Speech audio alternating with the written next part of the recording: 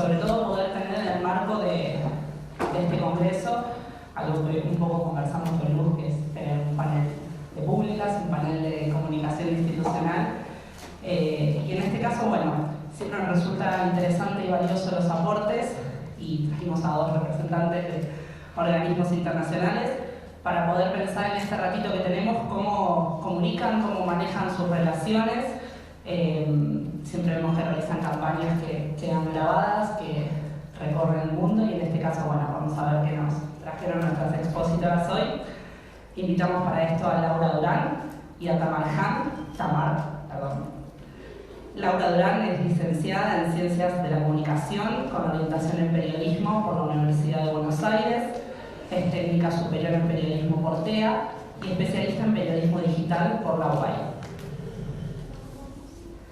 Además cursó la maestría en Periodismo de la UBA, trabajó como periodista en diferentes medios de comunicación, fue editora y productora, y columnista en radio, TV y sitios web, realizó diversos cursos y ponencias, se desempeñó como docente en la UCES y en la UAI y trabaja como directora de prensa y comunicación en Amnistía Internacional desde febrero del 2016. Tamar Han es directora del Centro de Información de las Naciones Unidas en Buenos Aires. Ella asumió sus funciones el 10 de febrero del 2016 y anteriormente desempeñó funciones como oficial de comunicaciones del UNICEF en Nueva York, Panamá y en Ginebra. Cuenta con un Master Degree en Periodismo y Estudios Latinoamericanos por la New York University y título de grado en Ciencias Políticas por la Universidad de Tel Aviv, Israel. Bienvenidas a nuestra facultad, a nuestra universidad. Si les parece, arrancamos con Laura.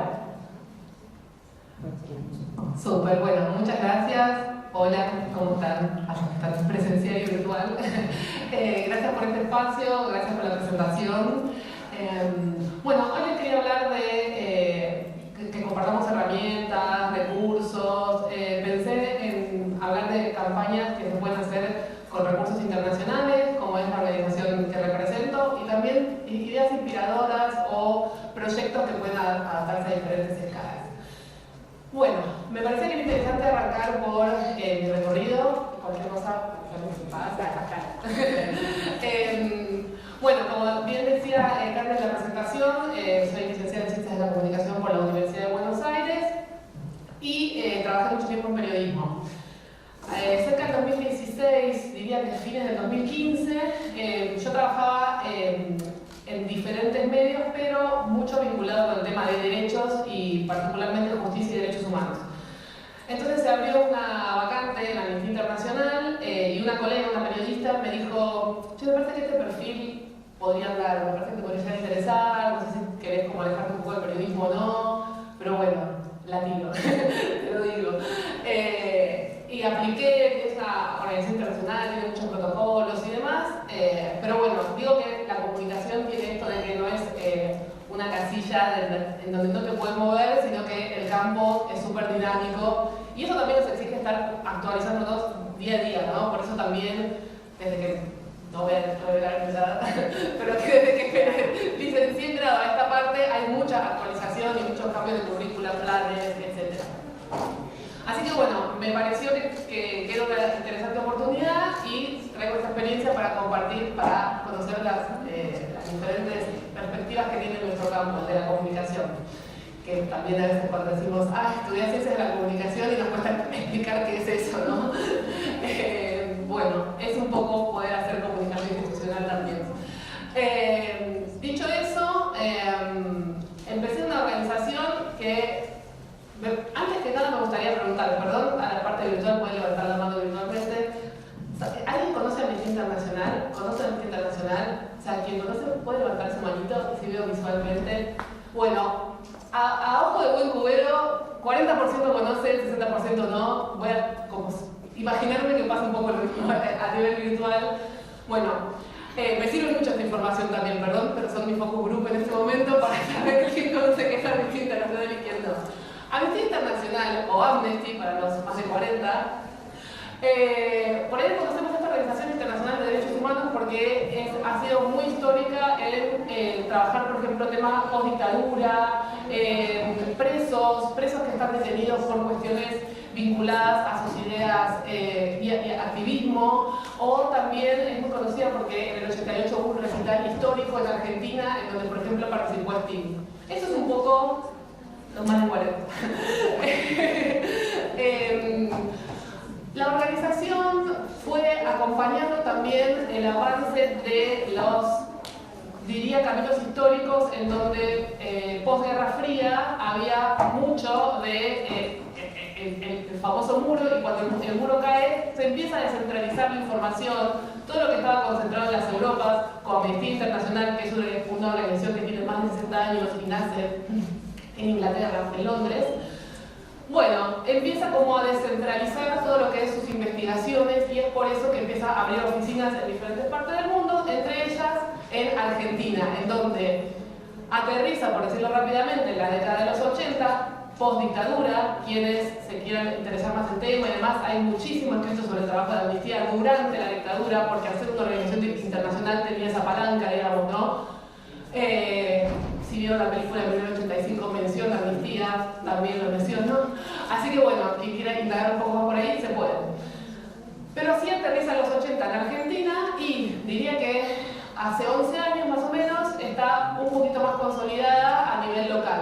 Amnistía trabaja a nivel local, una vasta agenda de derechos humanos que recorre desde justicia climática, género, que es de lo que me parecía interesante hablar hoy, diversidades, bueno, trabajo con jóvenes, una vasta agenda, también trabaja a nivel regional y a nivel internacional.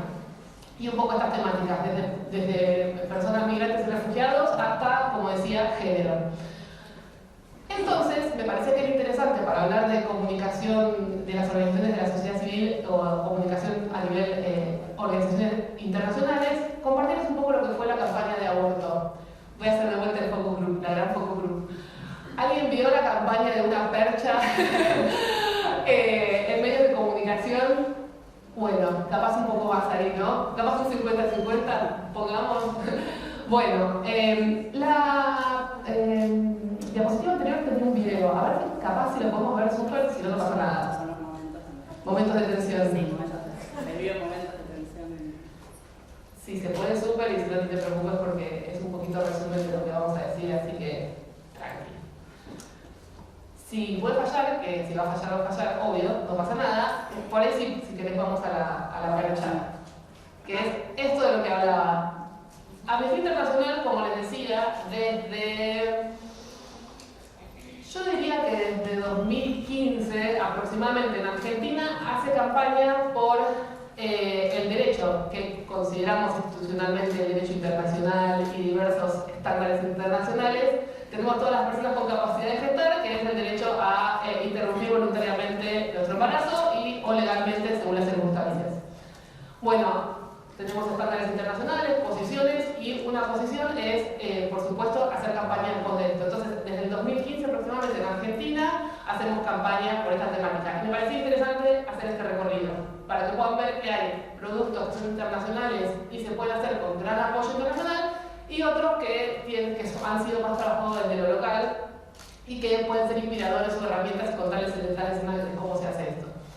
Bueno, uno de los ejes que evaluamos a la hora de hacer campaña es el criterio de noticiabilidad. Si se está hablando del tema, si va a pasar una noticia, si podemos saber que se va a hablar de esto, bueno, subámonos a esa conversación para evaluar también KPI, ¿no? Para evaluar performance y cómo esto hace los objetivos de lo que nosotros queremos comunicar. Desde incidencia, que es lo que hacen algunas organizaciones de la sociedad civil como Amnistía Internacional, que es hacer campaña para que se apruebe una ley, hasta lograr la posibilidad de que más seguidores y seguidoras, o tener la posibilidad de que haya más socios en la organización interesados por esta temática, también es otro objetivo de Amnistía Internacional, entre muchos otros. Pero bueno, teniendo estas variables en mente y trabajando estas variables, nos llaman... No, voy a un poquito más nos comunicamos con Londres porque nos dicen, che, este tema 2018 es un tema recandente. Vamos a apoyar internacionalmente porque se está hablando de este tema en Londres, que para que se hable de Argentina en las Europas tiene que ser algo muy robusto, ¿no? Algo que llegue a los medios tiene que ser muy robusto.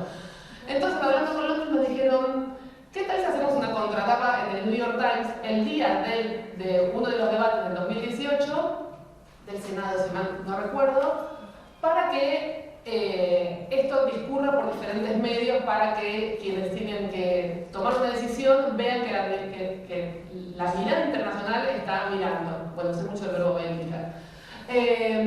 Así que bueno, ese es uno. Traigo esto porque uno de los criterios de noticiabilidad que incluyeron son, bueno, estar a tiempo, digamos, la oportunidad del tiempo y la internacionalidad. Así que por supuesto que esto tiene como un apalancamiento internacional, pero no deja de ser una idea novedosa en el momento justo, el día justo, el tiempo justo.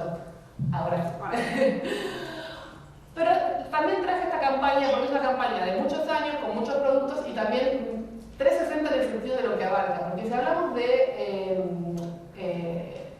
derecho a la interrupción voluntaria del embarazo o legal del embarazo, también hablamos de educación sexual integral, ¿no? Porque por supuesto que, como dice o dice el lema de la campaña, la educación y el acceso a la anticoncepción es fundamental para evitar barreras previas, ¿no? Entonces, lo que hicimos fue una campaña con la que tomamos esa percha que fue muy reconocida en diferentes audiencias y nos llevamos este tema a trabajar con el grupo de jóvenes. En Amnistía somos activistas, hay jóvenes que forman parte de un grupo que es el Grupo de Jóvenes de Amnistía Internacional, que tomando la percha también crearon esta estética con la cual se trabajó en colegios, en talleres, en diferentes audiencias a las que apunta el grupo de jóvenes. Bien, otra cosa que hicimos.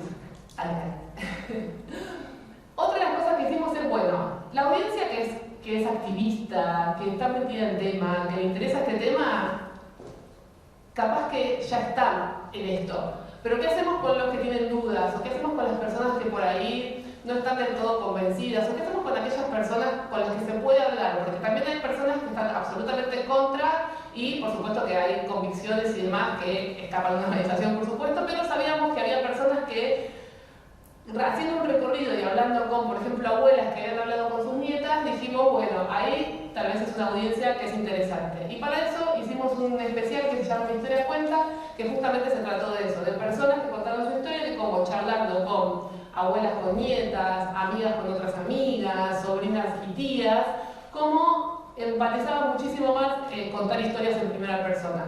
Así que eso también me gustaría dejar otra criterio con el cual trabajamos y que tomamos es el storytelling. La historia que queremos contar, contarlo en primera persona, contarlo en un lenguaje que sea más amigable, porque como trabajamos con derecho internacional, estamos muy también en nuestra burbuja de los estándares internacionales y demás, pero las audiencias, todo eso queda a un lado, ¿no? Es mucho más interesante, impactante cuando te cuento una historia en primera persona y cómo cambia una vida. Yendo a otra arista de esta campaña, también este sí es un ejemplo de, yo diría como de gran impacto. Por supuesto que sí tiene una palanca internacional, también es más robusta esta campaña, pero pasado el 2018, el momento en que no pasó la ley, por supuesto, continuamos haciendo campaña y pusimos un cartel de vía pública, valla, cartelón gigante, en donde recorrimos algunas de nuestras potencialidades, que es la internacionalidad, justamente, y pusimos una línea de tiempo donde estaban todos los países que habían, o por lo menos los que entraban en el espacio que teníamos, el año que habían despenalizado el aborto. Mirá, ahora que lo veo, que loco como Estados Unidos habría que sacarlo, ¿no? que tenía despenalizado en 1973 y ahora habría que, tener en cuenta eso. O sea, que interesante. Se decía que qué buena presentación. Bueno, y recorrimos también con este símbolo que ya lo acuñamos, el símbolo percha, para justamente dar cuenta de cómo se había roto la clandestinidad en diferentes países. Y eso, había como de la década del 70 en adelante empezaba la línea de tiempo. Solo quiero dejar acá como una anécdota que este cartel nos lo pintaron todo de blanco, lo taparon una noche, un grupo que por supuesto estaba en contra, y lo que hicimos fue ir con todos nuestros activistas a volver a pintarlo. Capaz que no quedó tan bien cuando lo volvimos a pintar, debería haber tenido una foto de eso, pero con todo gusto después la puedo compartir o demás. Y le pusimos todas flores y corazones y demás para seguir laburando esto que estamos hablando, ¿no? ¿Cómo le podemos seguir dando una vuelta a la noticiabilidad del asunto? De hecho, se lo llevaron muchos medios ese ataque y ese como renacer del cartel o revolver del cartel. A medida que estoy contando, va pasando el tiempo, van pasando los años, ¿no? Y la siguiente diapositiva habla de Ramos de la Deshonra, que es una campaña que hicimos en la puerta del Congreso, a la que llevamos ramos. ¿Por qué ramos? Porque también encontramos tanto con personas con las que hablamos, como con diferentes estudios vinculados con búsquedas en Google y demás, que mucha gente para acceder al aborto usaba métodos clandestinos inseguros como perejil y otras hierbas que por supuesto que hacen peligrar la vida. Entonces hicimos ramos con eso y lo llevamos a la puerta del Congreso. Y aquí traje como una fotito. Yo estoy avanzando, no sé si estamos bien, sigo bien. Ah, pero espectacular, estoy bárbaro. Bueno, aquí traje también, porque hay que pensar el antes, el durante y el post de una campaña, ¿no? El antes nos pensamos, bueno, ¿a qué audiencias queremos llegar? ¿Qué serían los objetivos alcanzables? ¿Qué deberíamos tener en cuenta a la hora de lanzar esta campaña? Por supuesto, presupuesto, equipos, cantidad de horas humanas que mi equipo va a necesitar para hacer esto. El durante, que es por supuesto ver dónde lo difundimos, cómo, hacemos prensa, no, vamos a redes, no, alianza con influencers, todo ese tipo de preguntas. Y el post, que es los KPIs, ¿no? los indicadores que nos hacen dar cuenta si cómo performó esa campaña. Así que, por ejemplo, acá les traigo un ejemplo de Ramos de la Deshonra, que es esta campaña que hicimos llevando ramos a la puerta del Congreso. Bueno, no dejan de ser números, digamos, pero para nosotros son números exitosos porque la campaña salió en medios, orgánicamente la compartieron influencers que estaban interesadas con la campaña. Hicimos un video que resume la campaña y que tuvo buena performance de reproducciones. Bueno, y nada, visitas a nuestro sitio y demás. Así que bueno. Eso para tener en cuenta la previa, el durante y el post en una campaña. Si no tenemos cuáles son nuestros objetivos y medición, difícil va a ser si sabemos si fue exitosa o no esa campaña. Así que en el post es muy importante siempre tener reportes, siempre contar con materiales para después también a posteriori, si hago otra campaña sobre la temática o no, para comparar. Bien. También para darles más información del detrás de escena. La campaña anterior, la de Ramos de la Deshonra, la hicimos con una agencia. Mucho nos pasa que o nosotros buscamos alguna agencia o una agencia nos viene a proponer una idea. Así que también para darles como la ancha palestra de los presupuestos que uno puede manejar. Pero esta campaña la hicimos de guerrilla, nosotros, solos, sin nada. Y pintamos el cabildo de verde. Y eso es activismo, eso es animarse y eso es tener cierta creatividad para animarse a hacer cosas que nos mueven de nuestra zona de confort. Así que esta campaña hablamos con un grupo de chicos y chicas que ya habían hecho esto en otras oportunidades.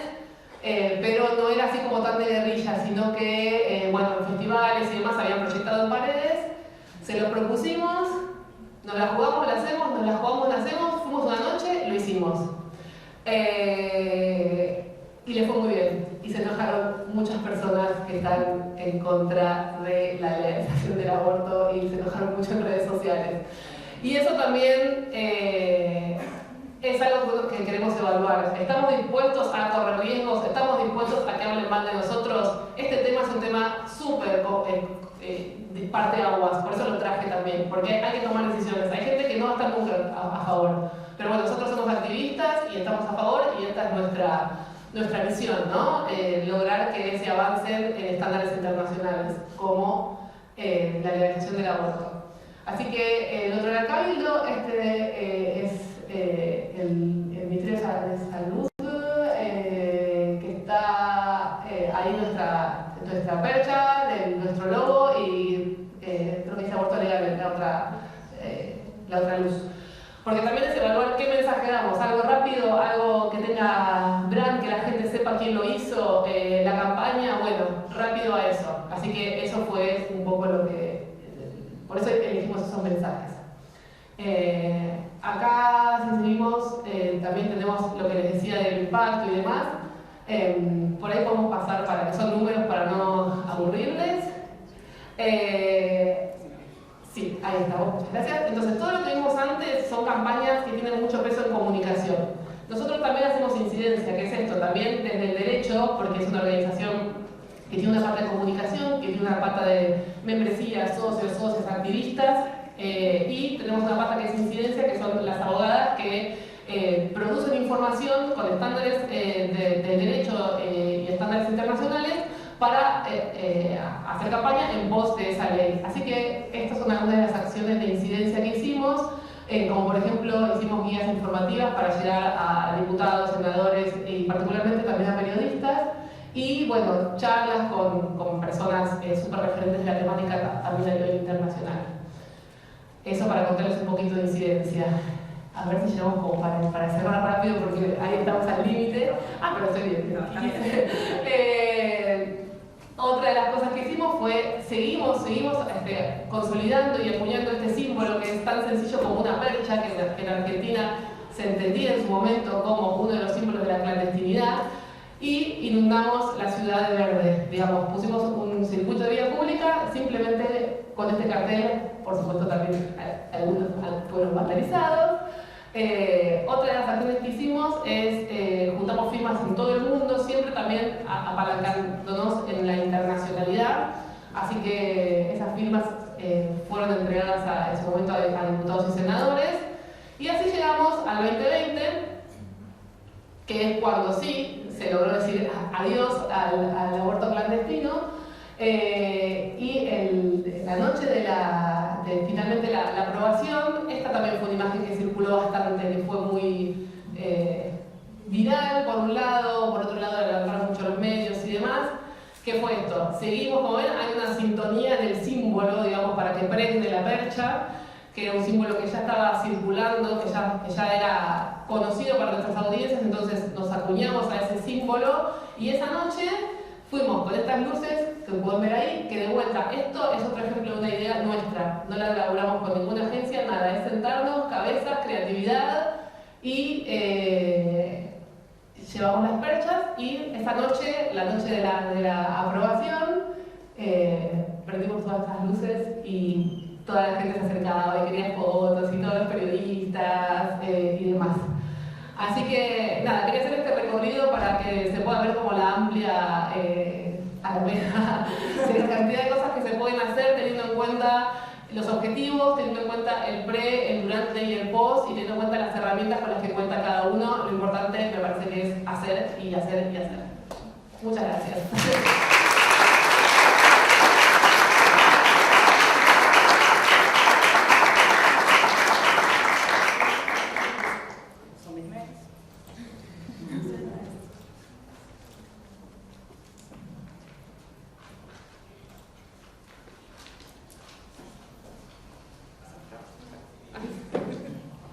Ya la presenté, yo represento a Marjan, nuevamente del Programa de Naciones Unidas. Bienvenido. Muchas gracias, buenas tardes a todos y a todas, ¿cómo están?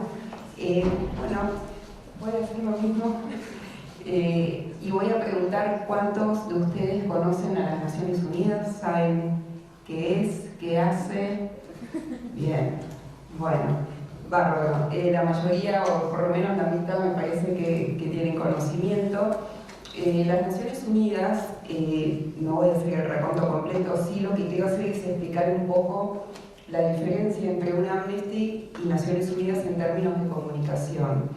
Esa diferencia reside en el hecho de que las Naciones Unidas no es una organización activista, no es una ONG, es una organización multilateral, multinacional, y de hecho, mientras que para Amnesty y otras ONGs ser activistas y enfrentarse a los gobiernos de turno por algún tema específico, nosotros trabajamos con el Estado argentino, ojo que estoy usando la palabra Estado, no gobierno, con el Estado argentino, por supuesto con el gobierno de turno, pero con el Estado. Y en ese sentido tenemos muchísimo cuidado a la hora de criticar, mientras que una ONG tiene otro tipo de acción, es el opuesto. Por supuesto que estamos haciendo siempre todos los esfuerzos para llevar a cabo una agenda muy ambiciosa en términos de derechos humanos, en términos de paz y para el fin de todos los conflictos y las guerras en el mundo, en términos de medio ambiente, pero lo tenemos que hacer de otra manera, porque hay que entender que la función de una ONG es muy específica y la función de una organización como la ONU es otra. Y ahí reside un poco la diferencia en cómo manejamos la comunicación. Solamente hacer esa salvedad. Y otra mini salvedad para aquellos que, vamos a levantar las manos otra vez, quienes conocen la Agenda 2030 y los 17 Objetivos de Desarrollo Sostenible, ODS. Bueno, son menos. Okay. La Agenda 2030 es la agenda que se planteó el mundo a través de Naciones Unidas, que debe ser resuelta para el año 2030. Antes existía, ustedes son muy jóvenes, pero existían los 8 objetivos del milenio, que empiezan en el año 2000, van hasta el 2015. En el 2015 se establece la Agenda 2030, que es 2015 al 2030. Hay 17 objetivos, entre ellos el fin al hambre, el fin a la pobreza, el fin a los conflictos armados. Hay varios objetivos dedicados exclusivamente a diferentes aspectos del tema medioambiental, cosa que parece increíble, pero en el año 2000, cuando se establecen los 8 objetivos del milenio, no se hablaba del medio ambiente. Y ahora tenemos varios de esos objetivos dedicados. Temas de alfabetización, temas de infancia, todo está cubierto ahí y es una hoja de ruta global hacia el desarrollo sostenible. Esa es la Agenda 2030 y eso es lo que intentamos comunicar desde Naciones Unidas. Este es un breve pantallazo para que vean a todos los organismos de la ONU que se encuentran en la Argentina. La ONU está en todos los países del mundo. En algunos países algunas agencias no están por distintas razones y en otros sí. Para dar un ejemplo bien concreto, UNESCO no tiene una oficina en la Argentina, pero sí está presente en la Argentina, pero es su oficina en Uruguay. Estas son concretamente las que tienen actividad en la Argentina en este momento. Verán que está UNICEF, que está UNFPA, etc. Todas. Si vamos a la próxima, les cuento un poco cuáles son las prioridades globales. Todos los años, a mí acá en Argentina, estoy hace casi 7 años en esta oficina y me llega desde Nueva York una serie de prioridades anuales de comunicación. Este año, que ya está por finalizar, fueron estas: movilizar para el planeta, combatir la desigualdad y evitar la desinformación. A partir de esas prioridades se generan campañas.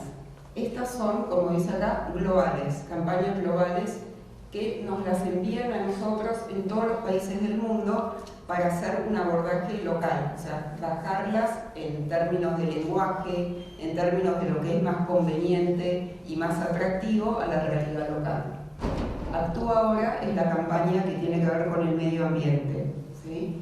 Y la venimos haciendo hace muchísimos años y usamos ese loguito redondo que en realidad significan los 17 Objetivos de Desarrollo Sostenible.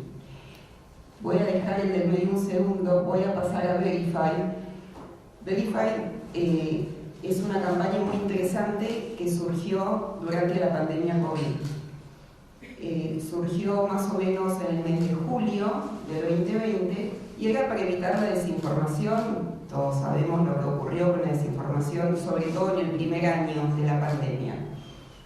Lo interesante fue que antes de que a mí me llegue esta campaña global, Verified, yo ya había hecho una campaña local, porque me di cuenta de que era una necesidad imperativa. Lo hablé con mis jefes, me lo aprobaron, y ahí hice una alianza con Chequeado, que lo deben conocer. Hicimos toda una campaña para redes sociales más que todo, porque es donde veíamos que más circulaba la información, con la idea no solo de desmitificar o de aclarar cosas a medida que íbamos teniendo información, y obviamente nosotros utilizamos toda la información que nos llega de la OMS y PAHO, que es la OMS regional acá en Latinoamérica, pero también en un momento desarrollamos una serie de mensajes que tenían que ver con, no solamente, bueno, esta información es errónea, acá está la correcta, sino con esto de compartir información errónea. Porque les habrá pasado a todos, o a mí por lo menos me pasó un montón, que me llegaban todo tipo de videos y audios de médicos, de gente especialista diciendo no sé qué o no sé cuánto sobre el COVID, y que después resultaban ser totalmente falsos, pero estaban hechos increíblemente bien, y uno lo creía. En mi experiencia me lo mandaban adultos mayores. Quiero decir que es un grupo etario que también suele aceptar como esto es cierto todo lo que recibe, porque no están tan acostumbrados a cómo se maneja el ecosistema de las redes sociales y al hecho de que ahí habla cualquiera. Y en WhatsApp ni hablar, o sea, un canal abierto. Entonces ahí desarrollamos esto de pausar antes de reenviar la información. Empezamos con toda esta campaña, la hicimos durante 2 o 3 meses, luego llega esta campaña global y yo continúo con la global. ¿Sí? Ahí es para darles un ejemplo en el cual nosotros nos adelantamos un poco, pero finalmente cuando llega el material desde la sede global lo utilizamos. Paso al segundo, que es nueva, de junio de este año, y es sobre discursos de odio. Yo venía muy embalada con esta campaña, me parecía genial. Estaba hecha con una muy buena agencia internacional, los materiales eran increíbles, los discursos de odio es algo que venimos viviendo desde hace bastante. Hice un pedido a fondos adicionales para hacer toda una movida también en la calle, con carteles, con un montón de cosas, y ocurrió lo que ocurrió con la vicepresidenta de la Nación. Y ese día dije, esta campaña me parece que va a ser un problema para Naciones Unidas. Y quiero explicar por qué. Porque es políticamente delicado para nuestra organización. En el momento en que ocurre el atentado y se empieza a manejar todo esto de discursos de odio, desde el gobierno nacional empiezan a hablar de discursos de odio, tomando justamente ese mismo término que yo tenía para la campaña, se convierte en un término que está muy pegado al gobierno. Como ONU yo me tengo que despegar automáticamente. No puedo estar de ninguna manera pegada a algo que parezca o que sea de la política de un país. Entonces ahí tuve que dar marcha atrás, llamar a Nueva York y decirle, no me manden los fondos, voy a hacer algo diferente, no es que no lo voy a trabajar, lo voy a hacer más adelante, y mientras tanto voy a hacer cosas más subregionales. Estamos por lanzar, de hecho, una encuesta en varios países de la región sobre discursos de odio, pero trato de despegarme de la coyuntura argentina, porque como Naciones Unidas no puedo estar tan cerca de lo que se convirtió, y con justa razón, en el tema. Eso para darles un ejemplo de un poco cómo tenemos que ir moviéndonos con mucho cuidado, sin descuidar el tema, porque el tema es fundamental, es importante, lo seguimos tratando. Y en el caso de Brasil, por ejemplo, la campaña Verified fue un problema, porque Bolsonaro niega todo lo que tiene que ver con el COVID, no se ha vacunado, nosotros no paramos de decir de que hay que vacunarse, o sea, con la línea de la OMS, y ahí tuvieron un problema con esta campaña y también tuvieron que encontrarle un anclaje local. Fueron muy agresivos, mucho más agresivos que en otros países, justamente porque desde Naciones Unidas estábamos tratando de ser bastante diplomáticos, y por otro lado no podíamos dejar de compartir la información porque el gobierno no esté de acuerdo. Entonces los representantes de ONU en Brasil tuvieron que navegar esa situación también. esos son dos ejemplos de cómo a veces lo que se piensa en la global, o con una cabeza que está quizás más empapada de lo que es Europa, lo que es Estados Unidos, cuando aterriza en otras regiones del mundo, choca con una realidad local compleja. Si pasamos a los riesgos comunicacionales que corremos como organización, un poco lo que les mencionaba antes, mantener la neutralidad en situaciones de conflicto, que no es lo mismo que no hacer nada. Naciones Unidas despliega cascos azules, lo deben saber, en situaciones de conflicto. Naciones Unidas es mediadora siempre. Siempre hay algún representante del secretario general que va a lugares donde hay conflictos. En los conflictos ahora en Ucrania habrán escuchado que el secretario general fue quien destrabó que salgan barcos desde el puerto de Odessa en Ucrania, porque la verdad es que hay un peligro mundial de hambruna directamente, tenemos todas las cifras lo demuestran. Sin embargo, tenemos que siempre ser percibidos y mantenernos neutrales. Luego, simplificar temas complejos.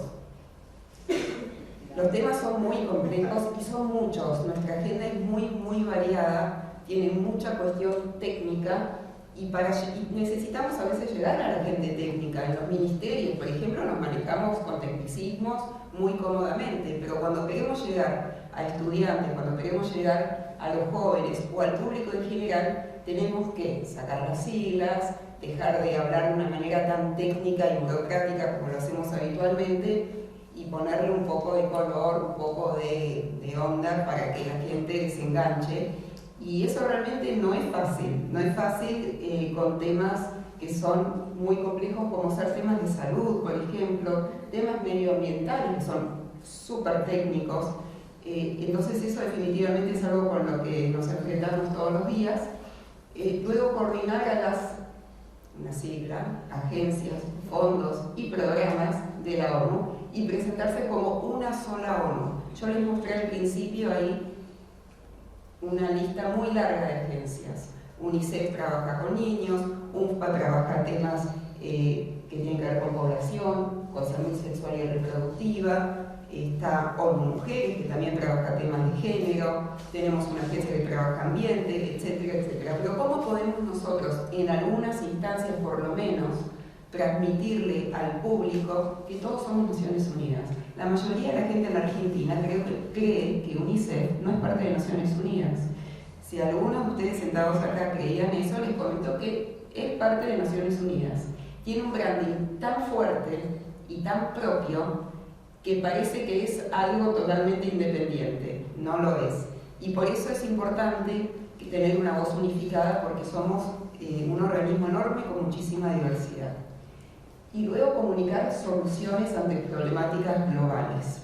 Ahí un poco me quiero referir también a esto del storytelling que mencionabas, que nosotros también utilizamos mucho, porque no hemos hecho bastante en términos de hablar con focus group, de entender a nuestras audiencias, y sabemos que la historia triste de un chiquito que está sufriendo de hambre en Burkina Faso y la foto tétrica de un chico no sé, desnutrido, por darles algún ejemplo, no es lo que genera que alguien quiera engancharse con el tema. Al contrario, muchas veces la gente está cansada de escuchar malas noticias.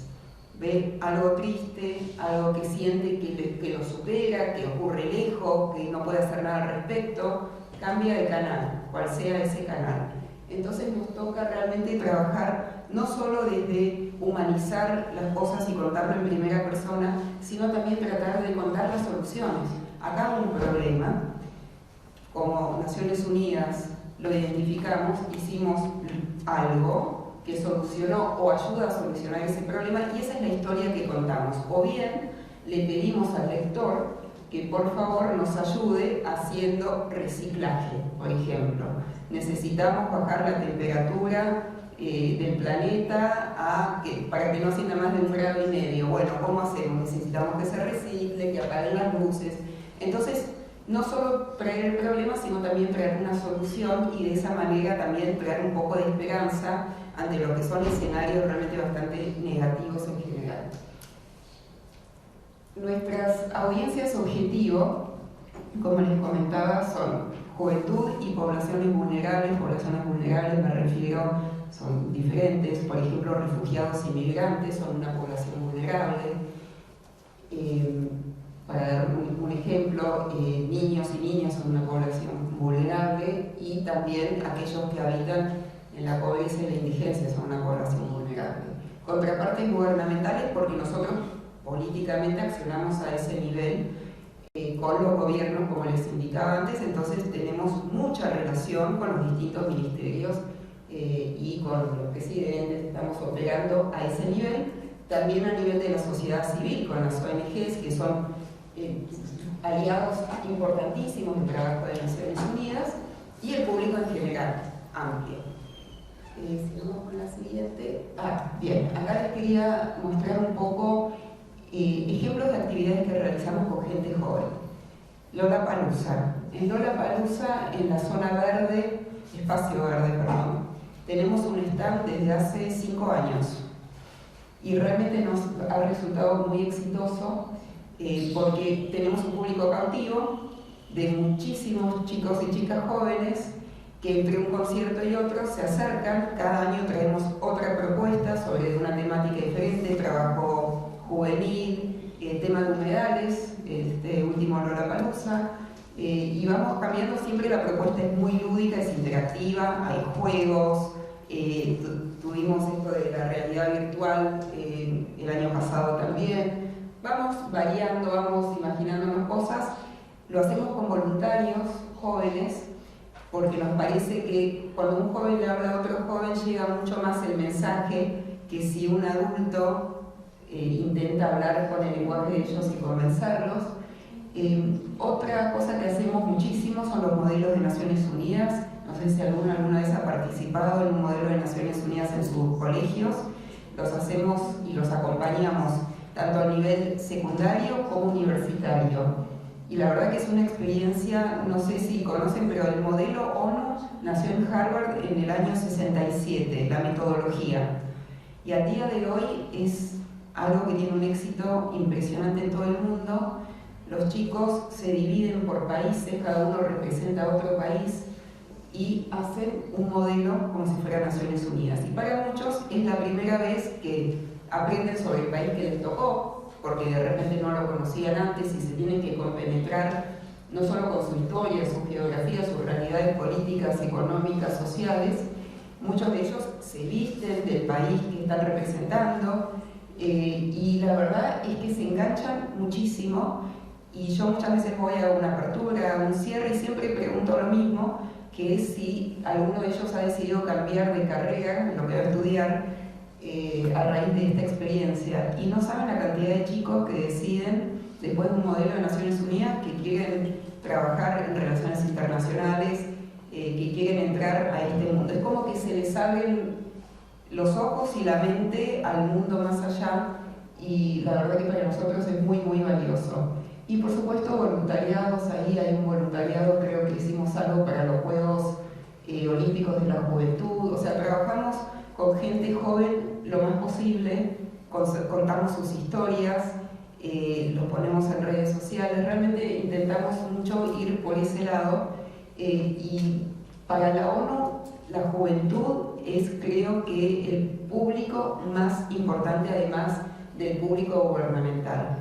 Así que realmente hacemos muchísimo énfasis en ese público en particular. Bueno, esto es solo por si quieren consultar más bibliografía. Ahí abajo están nuestras redes sociales de ONU Argentina. Por favor, síganos. No pagamos pauta. Bueno, eso es algo interesante para decir. En las redes sociales, que estamos en todas menos TikTok, puede que ingresemos en ese mundo también. Lo que pasa es que es mucho trabajo producir para redes sociales. Somos un equipo muy chico, y la verdad es que es todo bastante a pulmón. No pagamos pauta en ningún lado, porque como Naciones Unidas consideramos que no debemos comercializar nada de lo que hacemos. Con lo cual, cada seguidor es muy valioso para nosotros, porque como saben, con los algoritmos nuevos al no pagar pauta, muchas veces nuestras publicaciones no se ven.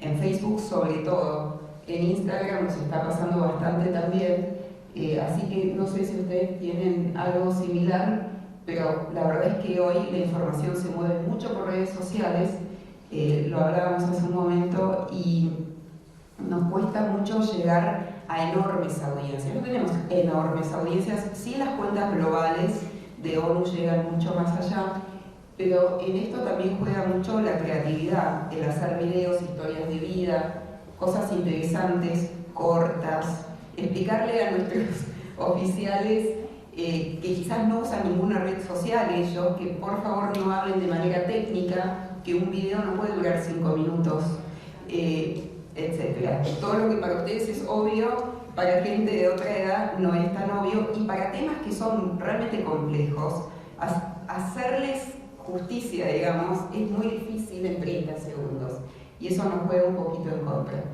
Pero bueno, este es un pantallazo, espero que me hagan preguntas y poder responderles. No conté mis antecedentes y mi carrera, pero si quieren les cuento. Pero bueno, esto es a grandes rasgos cómo trabajamos la comunicación. Muchas gracias.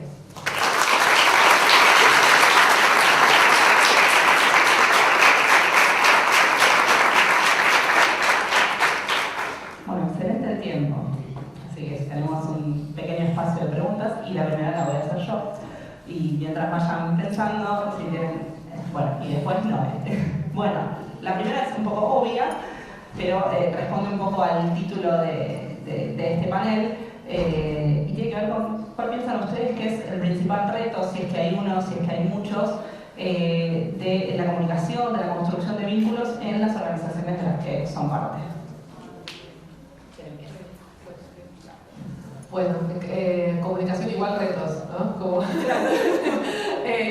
sí, hay muchísimos. Voy a mencionar algunos para arrancar. Dado que no somos una ciencia dura ni exacta, entonces es difícil a veces tener respuestas certeras. El primero, o uno de los primeros es, ok, nosotros controlamos la emisión. Ahora, ¿qué pasa con la recepción? ¿El mensaje llegó? ¿No llegó? ¿Se hizo lo que se quiso hacer? ¿Qué tal? ¿Cómo pregnó ese mensaje en las audiencias a las que apuntamos? Creo que ese es como un gran desafío. Otro desafío es presupuesto. Presupuesto en comunicación.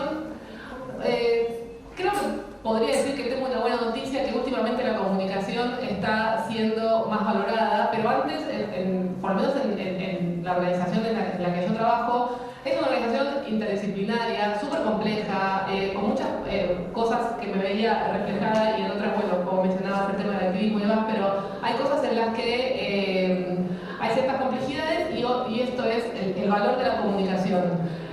Desde que yo entré a esta parte, o sea, hace 6 años, la comunicación medio que era, bueno, tenemos a los abogados, las abogadas, y además esta comunicación, ¿no? Como, abogados, actividad y comunicación. Y creo que se hizo un trabajo interdisciplinario, robusto y demás, y dando cuenta que la organización, o una de las patas, o tal vez la pata más robusta en donde las audiencias acceden a la organización, es a través de la comunicación, es a través de nosotros, es a través de las redes sociales, es a través de los medios de comunicación masivos, alternativos, etc. Pero es a través de nosotros. Entonces, hablando de eso, intentando hacer entender, como decía Tamar, a abogados, técnicos, especialistas, que no somos los que queremos, bueno, lo digo acá entre nosotros, no somos los que queremos banalizar el mensaje, no, por supuesto que no, pero sí somos los que queremos que llegue, aunque sea un ganchito, y después que cada cual, esa recepción a la que no controlamos, al menos que se lleve algo, que pueda hacer algo con eso, que le sea de utilidad si es que necesita cambiar algo de su vida, si necesita acceder a un derecho, o pasarle esa información a alguien que lo necesite. Entonces, para no andar, creo que esos son uno de los principales desafíos. Hacer crecer a la comunicación, entendiendo que es una de las patas más robustas de una organización, tema presupuesto y tema recepción, que creo que es como uno de los grandes desafíos a este respecto. No sé si coincido plenamente con todo. Quizás solo agregar que desde lo interno de la organización, el que no es comunicador y no sabe, no tiene por qué saber de comunicación, a veces cree que es comunicador. Y ese es un problema. Porque algunas cosas, como reuniones, como cosas internas, no tienen que estar en Instagram. De hecho, restan más que suman. Pero la persona que organizó la reunión, que se reunió, que se sentó a contar, y que quiere que eso salga. Y yo lo entiendo perfectamente, pero hay que identificar qué canal para qué y cuándo. Eso es un reto al interno que tenemos, sobre todo con las cosas más áridas. Y hay una frase del secretario general que yo siempre le digo en mi oficina, a veces me escuchan y a veces no, es que queremos mostrar a la ONU que hace, no a la ONU que se reúne. Nos vivimos reuniendo, pero queremos mostrar la acción que sale de todas esas reuniones, de esos debates, de ese trabajo arduo de investigación o de campo, de lo que sea, mostrar la acción. Y para ONU también es muy importante llegarle a la gente y sacar un poco esa percepción de que la ONU es algo muy remoto, muy inalcanzable, muy lejano, que de hecho los chicos en Lollapalooza se re emocionan porque dicen, no puedo creer que alguien de la ONU está acá, somos de carne y hueso, sí, yo hice mi carrera en Naciones Unidas, viví en otros países, pero acá estoy, me crié acá también, ¿no? Como llegarle a la gente desde un lugar mucho más cercano como Naciones Unidas a veces nos cuesta un poco, así que esa cercanía es a través del relato humano, ¿no? De este storytelling, de este relato en primera persona, así que ese diría que es también un reto. ¿Puedo empalmar una pregunta ahí? ¿Cómo una persona de carne y hueso humana llega a trabajar en la ONU o llega a trabajar en Amnistía, en organismos internacionales? ¿Cuál es el recorrido de ustedes en lo personal?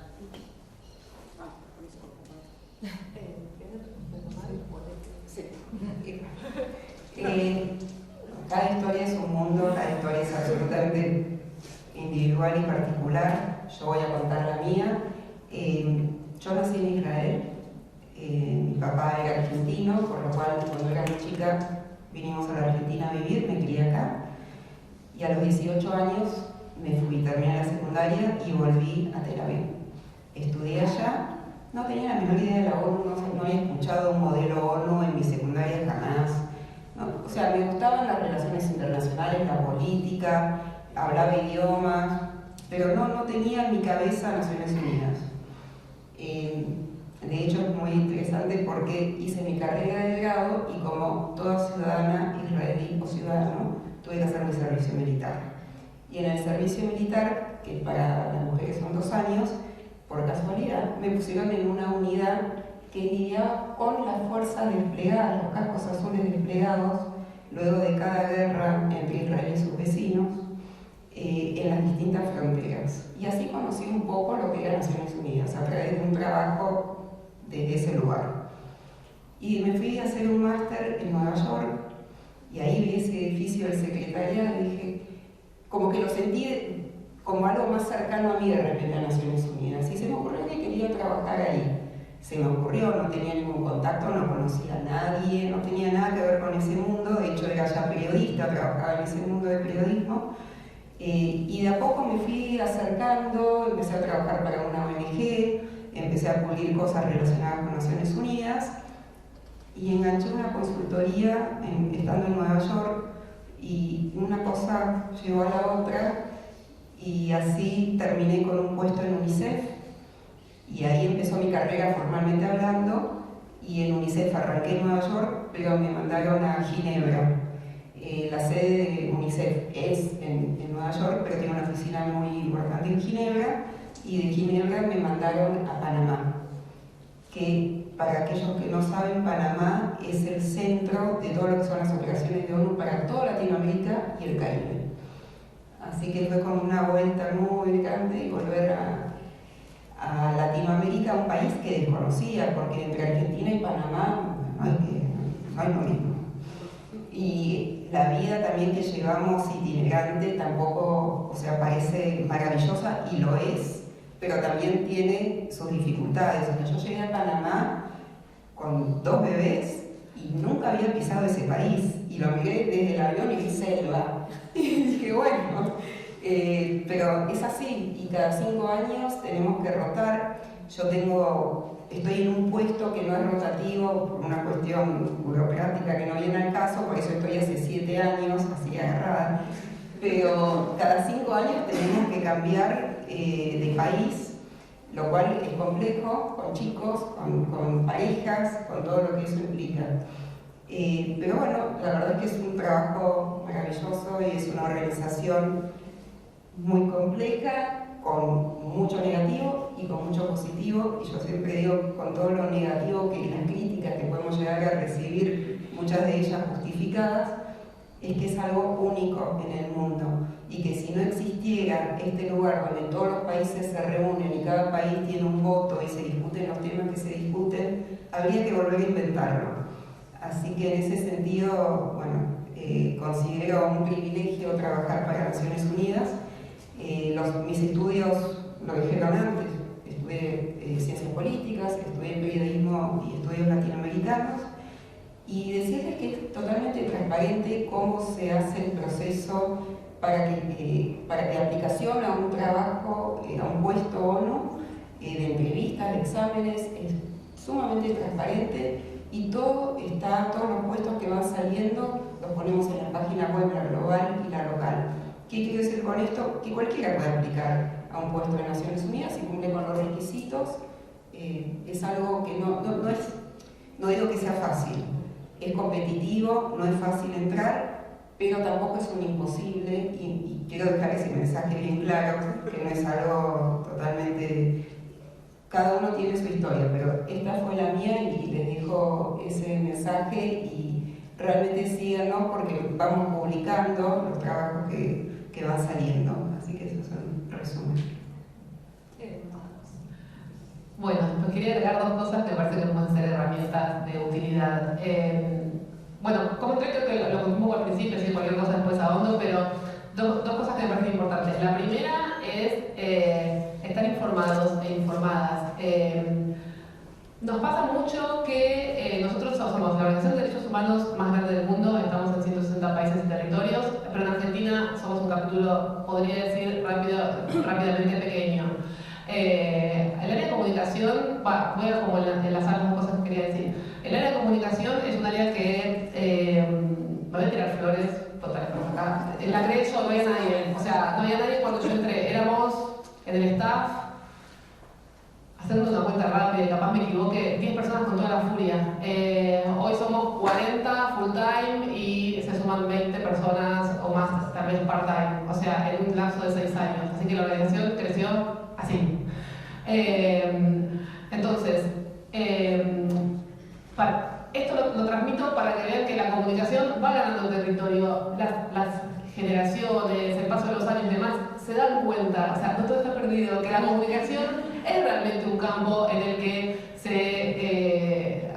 vale la pena estar totalmente actualizado, tratar de ir un poquito más allá de las tendencias, ver lo que viene y demás, porque realmente digo, si nosotros queremos apuntar, nosotros somos una organización que se financia por el aporte de socios y socias, y somos una organización solidaria. En las Europas está hace 60 años, en Argentina, como dije, desde el 80, pero más fuertemente hace 11 años. Europa tiene muchos más socios que Argentina. En Argentina hay 18.000 socios y socias que pagan todos los meses una cuota. Entonces, esas cuentas, para hablar de plata rápido, no nos da para autofinanciarnos. Entonces, es un pool de bolsa en donde se reparte. Por decirlo muy rápido, España tiene muchos socios, entonces parte de la cuota viene a Argentina y así nos financiamos. Entonces, con esto decir que la comunicación va ganando terreno, ¿sí? Digo, es muy poquito tiempo, 6 años, en donde no había nadie de comunicación, y ahora mi equipo, esto quería llegar. Ahora en mi equipo somos 6 personas, dirijo un equipo en donde, contándome a mí, somos 6 personas. Para una organización súper robusta o para una empresa puede ser muy poquito, para nosotros es un montón. Y hacemos muchas veces más cosas que el secretariado. Cuando el secretariado, que es la sede central en Londres, hace algo, nosotros ya lo hicimos. Porque criterio de noticiabilidad, cuáles son las prioridades, qué quieren nuestras audiencias, como para decirles nuestra rutina. Nosotros nos ordenamos porque bueno, yo y otras personas del equipo venimos del campo del periodismo, trabajamos en medios, hacemos la típica reunión de sumario de la mañana. Bueno, ¿qué hay? ¿Qué es reactivo? ¿A qué nos tenemos que subir? ¿Qué está planificado? Es mucho más complejo, lo resumo un poco esto. Entonces, en resumidas cuentas, y como estoy discurriendo, démosle una chance a la comunicación, que es un campo que está en expansión y que tiene mucho interesante para explorar. Así que bueno, eso, lo de cómo llegué y demás, pero ya lo conté. Y no, esto es clave, perdón, a lo que iba con que somos un capítulo chico, es que muchas veces me llegan a mí CVs y demás de gente que quiere venir al equipo de comunicación y repregunta, buenísimo, ¿conoces Amnistía Internacional? No.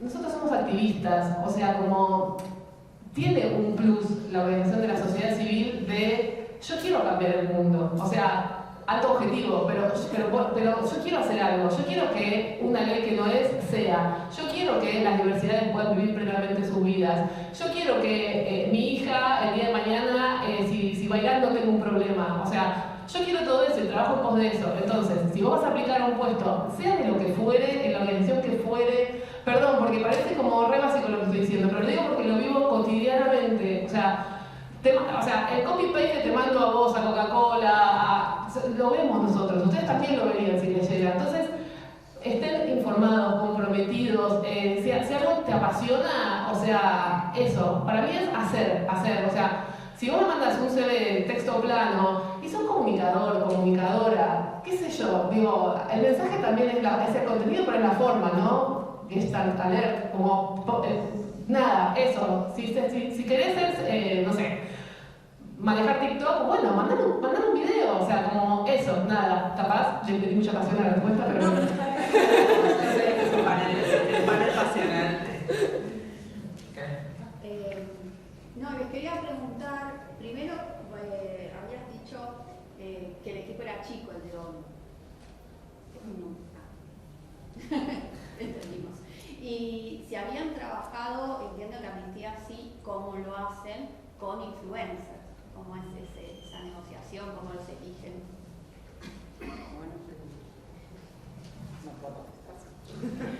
No, yo, gracias. Brevemente, perdona, claro, 5 personas en mi equipo. Cada agencia tiene un comunicador, comunicadora, y algunas, como UNICEF, por ejemplo, que es tan grande, tiene un equipo de comunicación más grande que el mío, que soy ONU Argentina. Es decir, bueno, influencers, todo un tema, porque para mí es algo que ayuda muchísimo. Cuando un influencer te retuitea algo de Instagram, bueno,